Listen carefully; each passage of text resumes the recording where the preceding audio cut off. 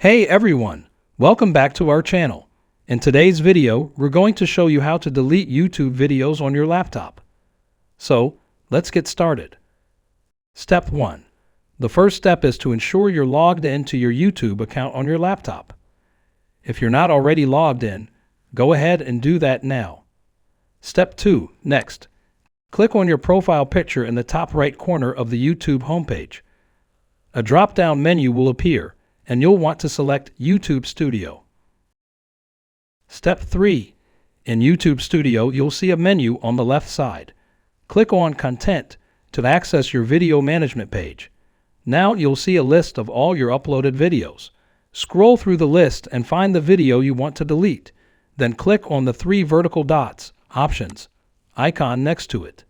Simply click on the Delete. YouTube will ask you to confirm the deletion. Read the warning carefully, and if you're sure, click on the checkbox and click Delete Forever again. Congratulations! You've successfully learned how to delete YouTube videos on your laptop. If you found this tutorial helpful, give it a thumbs up and don't forget to subscribe to our channel for more helpful tips and tutorials. Thanks for watching, and we'll see you in the next video.